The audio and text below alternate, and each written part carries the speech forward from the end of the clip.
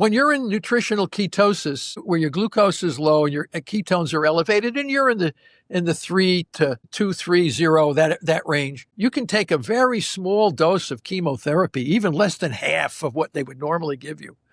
And boy, it just blows the hell out of these tumor cells because they're already vulnerable now. You're putting them on a life support system. That's right. By they're starving.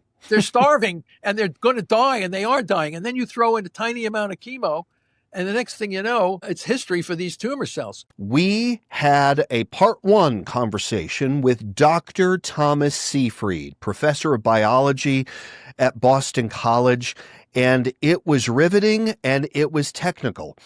We decided to break that episode up into 2 different episodes, and what you're about to see is our part 2 to our conversation with Dr. Seyfried. I remember years ago when I spoke to you on a radio show, the question was, should everybody consider a ketogenic diet or at least a primitive diet? Something that really limits glucose. Whether or not we become ketotic is a different question, but that was the question then, and that's the question that I'll put to you now, just in your opinion, still on the prevention side. Yeah, well, I think cancer is a very preventable disease conceptually. In practice, it's not. Right. Because our Paleolithic ancestors never had access to the highly processed carbohydrates, emotional stress, lack of exercise, poor sleep. What was killing those folks was injuries and infections. They had no orthopedic surgeons or antibiotics. So they were dying from injuries and infections. They weren't dying from cancer and cardiovascular disease. Right. It's not that they didn't live long. Yeah, and a lot of times they couldn't because they didn't have an antibiotic. But those guys who could survive, and we have tribes in Africa where you can have old people in the 80s and who have never succumbed to those problems. But clearly, the problem is the temptation of our daily lives for putting our mitochondria at risk. There we go. We are still Paleolithic man living in a totally different environment, and we have an obesity epidemic. I say obesity is evolution in action. Those genes that allowed us to survive these horrible droughts and famines and all this kind of stuff, we are supremely metabolically designed to store energy.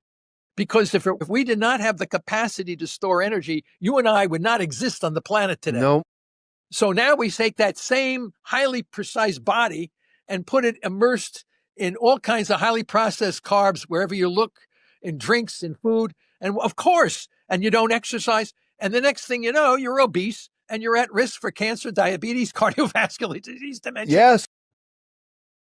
It's very understandable. But without an understanding of evolutionary biology, which is unfortunate, an affliction of the 90% of people in the medical field, you end up with this nonsense stuff that doesn't make any sense.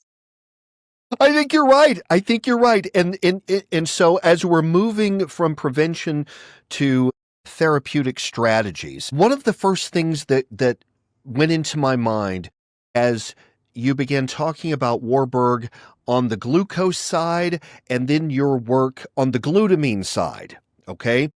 I think about 2 extreme kinds of diets, and I'll let you speak for yourself, but I just wanted to get your take on this. I talk to cancer patients all day, every day, and there are those who are juicing all the time.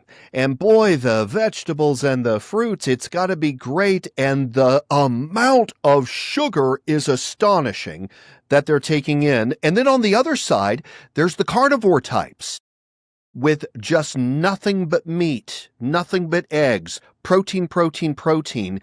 And because I'm less up on the ideas around the glutamine fermentation, I wonder first about protein intake. A classic ketogenic diet really limits protein, but I'm wondering, first of all, can you talk a little bit about protein intake when somebody does have an active diagnosis? Well, that's why we use the GKI, the glucose ketone index, because I did it on myself. I ate ribeye steaks and bacon and eggs and hamburger meat mixed in with eggs. I did the whole thing for about a week. And I got my GKI down to about 10 in 5 days. If you get 2.0, if you're in 10, you're in a prevention zone. But if you want to kill cancer cells and manage chronic diseases, you should get down about 2.0 or below, which can be a real challenge. But I made a mistake in eating too much of the meat. You're hungry. You have a tomahawk ribeye with one spear of asparagus, and it's really delicious. And you pour butter on top of it. Yep. Or sauce béarnaise. It's all egg yolks and fat. You betcha. And then you measure your GKI and see what it is. And I said, if I do it again, if I had cancer, I know what to do. And you become a hell of a lot more motivated than when you're just playing around with it. It's the truth. That changes. Talk to a cancer patient who knows this and who's doing it right, and you will see what inspiration is. Yeah, right. Yeah. I mean, when you know your ass is on the line, you'd be surprised how smart you become in a short period of time. No kidding. No kidding. You're right. And so that's the one side. And then you've got the juicers. Well, I don't know what to say about the juicers. If you're throwing a lot of glucose into the system, I don't see how that could possibly be healing when the tumor cell needs the sugar. So, right. We have to look at it long term as well. And then, we don't throw out all parts of standard of care. What we're seeing in our clinics in Istanbul, Turkey, is a combination of ketogenic metabolic therapy with low dose chemo. Interesting. When you're in nutritional ketosis, where your glucose is low and your ketones are elevated, and you're in the 3 to 230 that range, you can take a very small dose of chemotherapy, even less than half of what they would normally give you. And boy, it just blows the hell out of these tumor cells because they're already vulnerable now. You're putting them on a life support system. That's right. They're starving. They're starving and they're going to die, and they are dying. And then you throw in a tiny amount of chemo, and the next thing you know, it's history for these tumor cells. And we're getting results on pancreatic cancer, 3 and 5 years of survival. Goodness. Yeah, it's unbelievable. But nobody's doing this. No. There's no trial anywhere in the world that we know of. And we even wrote the protocols for doing the trials. Nobody's doing it. They're doing reduced glucose. They might be doing glutamine targeting without reducing glucose. They're not doing the full package. Right. And you got to do the full package correctly. You need to know upfront what that individual's blood work looks like. How many other comorbidities does the patient have when they're first diagnosed with cancer? Yep. If they're looking pretty healthy and they don't have any comorbidities, then we can go right in real quick. We put them on a zero carb diet for 14 to 20 days. Your body gets acclimated to this absence of glucose. And then we do water-only fasting, and then we hit them with the parasite drugs. If you want to learn how to implement the ketogenic diet and the Press Pulse protocol into your cancer management, just visit school.com/keto for cancer, the new community by our research analyst Johnny Rockermeyer. Within this new community platform, you can connect with other patients and learn from their experiences. You can also just search through the posts other members have already made. You will have access to our classroom section as well, which provides practical advice and tools for the best results. These sections cover all parts of the Press Pulse protocol that you should implement.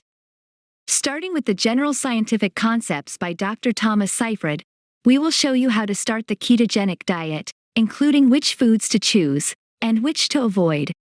Additionally, we prepared a list of doctors specialized in metabolic therapy, as well as details about glutamine inhibition and hyperbaric oxygen protocols.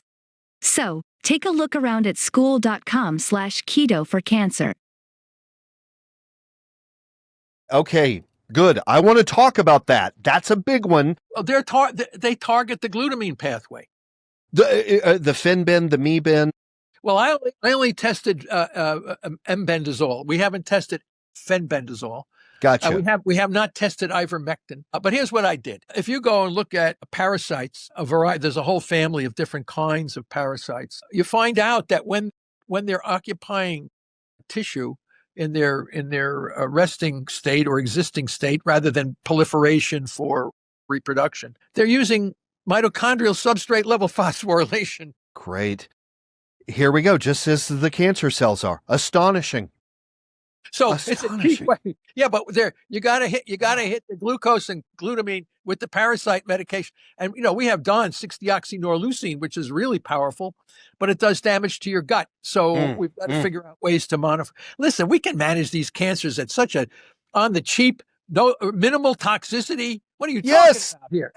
It's astonishing. And this is, I won't get conspiratorial. The thing that I was wanting to get your opinion on, fasting. Whenever we're talking about pure water fasting for a period of time, do you have first a recommendation, those of us who have no diagnosis, any recommendation about how often and how long we should fast just for prevention, first of all? Yeah, I can't make any kind of recommendations. Okay. It's based on the person, the age, the sex, the general health. All of these things have to be taken into consideration when moving someone into these conditions. I can tell you from personal experience, going cold turkey and doing water fasting ain't easy. Nope. And it's a turnoff. Can you please give me the high dose chemo? Thank you. I'll tell you, it can be tough. There are sort of chronic fasters, and they've sort of gotten used to that whole experience. But when you're going into the therapy model, and I want to ask you, and we'll bring it in for a landing in just a moment, but you talk about something called press pulse strategy. Could you describe that just a little bit for those who have never heard this? Well, it's a concept that I picked up from the field of paleobiology. From Ahrens and West published a paper. These paleobiologists looking at events in the history of our planet with the mass extinctions of organisms. We've had these mass extinctions, hundreds of millions of years ago. We've had mass extinctions. And the question is, it was always a combination of a chronic stress, weeding out weak members of the societies of organisms that existed at that time. But it got rid of the weak, but not all. The strong and the tough were able to survive. And then you have a pulse, like a meteor or a series of volcanoes going off. And that was it. That was it. It was a complete extermination of every. So I just took the same concept. I said, how do we get rid of cancer? So we can use the same concept. Great. Like that idea. It's so good. Okay. Again, it's evolutionary biology. Otherwise, you don't know what the hell you're doing. What is press in this paradigm? Press, we can hold glucose down because we evolved to be in a glucose restricted environment. We didn't have delicatessens and donut shops on every corner. So our ancestors were always in a state of low glucose and elevated ketones. So that's right. Not because they wanted to be in that state. They had no choice. I mean, you throw in a hot pizza. It wasn't willpower. You throw in a hot pizza to those cavemen, you see what happens, right? You better believe it. They'd kill each other for a bite of the pizza. You know it. You know it. That's the press side. Yeah. And then the pulse side. Well, we have two presses. Two presses. We have the ketogenic metabolic therapy, which lowers the blood sugar, elevates the ketones. Okay. And you can take ketone supplements like Dom D'Agostino talks about to boost the ketones up a little bit.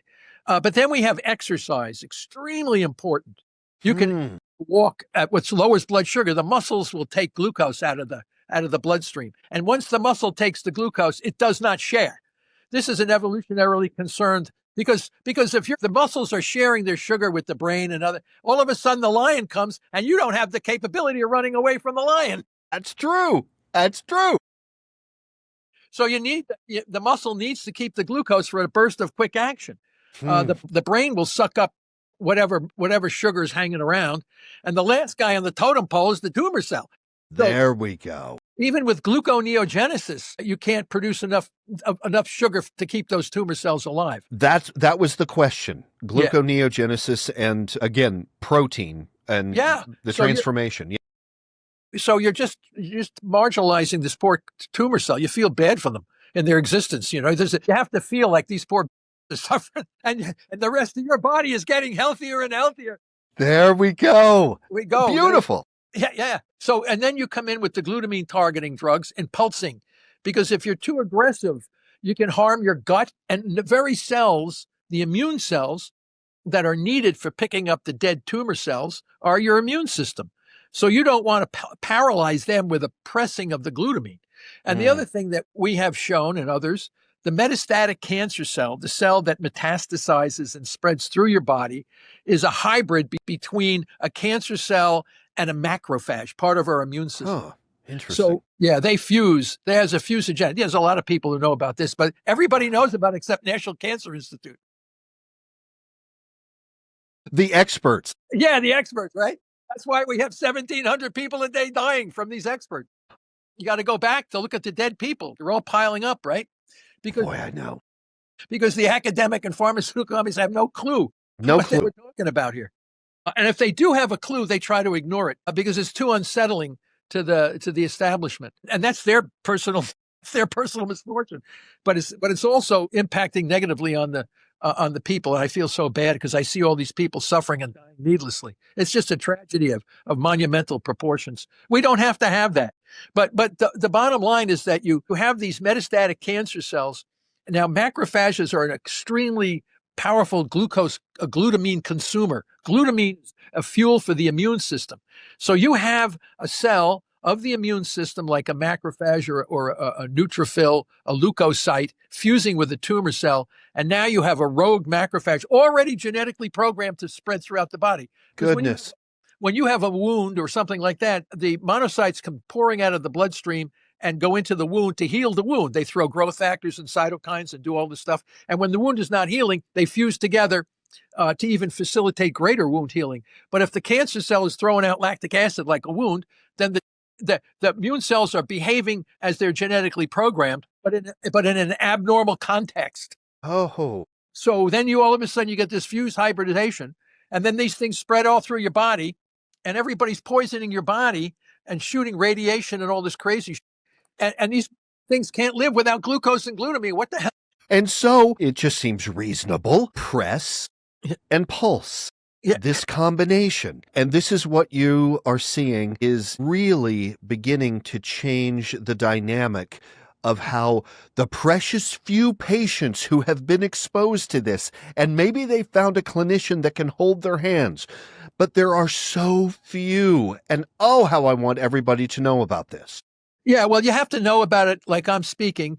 But when you start seeing the science as we have published, the mechanisms and the pathways and the evidence in preclinical studies, don't forget, I do all my work with preclinical studies. Right. And then I have an army of physicians that are out there that want to use this stuff. And then you got to try to rein in the physicians because they all want to throw everything at the problem.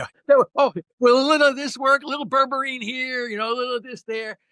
And I said, yeah, well, get to the heart. If you want to throw something at the cancer patient, like a supplement or anything, just make sure it doesn't harm them, because you can get benefit from a placebo effect by doing one of these things. But as long as you're holding the restriction of the glucose and the glutamine, and then you can use small doses of radiation or chemo. You can use immunotherapies. Oh, you hear them advertised every night on TV. Yep. How wonderful it is. And they spend more time telling you how it's going to kill you than how it's going to save you. You betcha.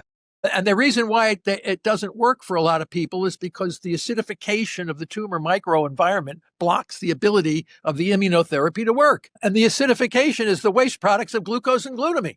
Oh. So we know why these things don't work. We know more about this problem than anybody else on the planet.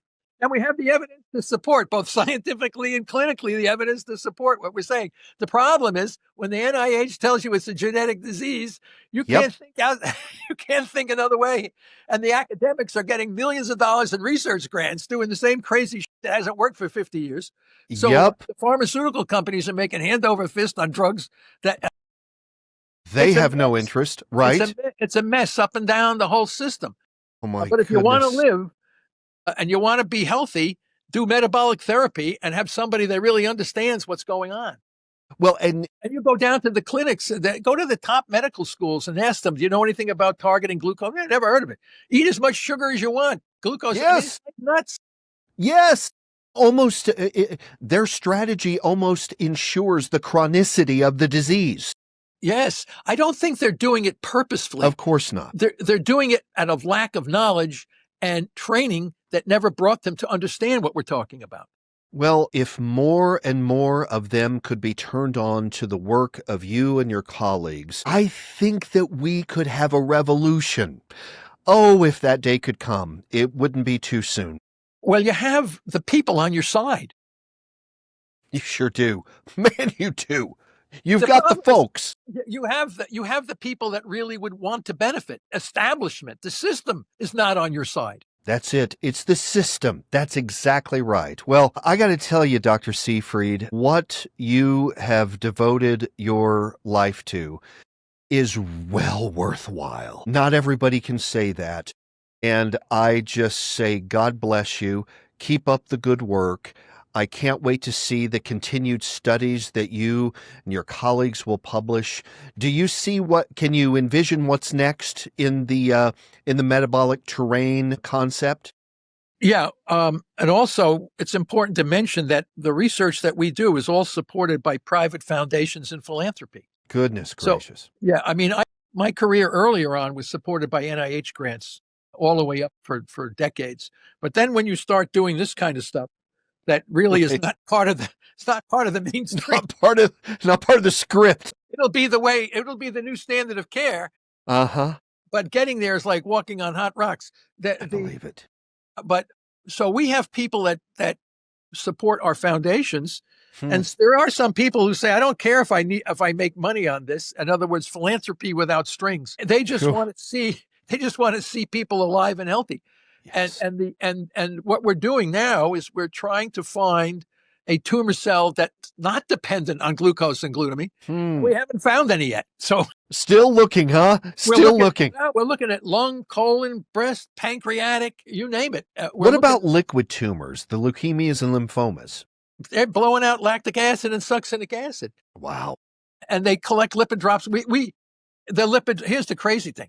The people in the cancer field say, oh, they're using lipids like crazy because they've got all these lipid droplets in the cytoplasm. Yeah. The reason the lipid droplets are there is because the mitochondria can't metabolize the fatty acids. So you put them in lipid drops as a protective mechanism. Oh. Because if you start burning fatty acids, you're going to produce ROS and kill the damn tumor cell. It folds on itself.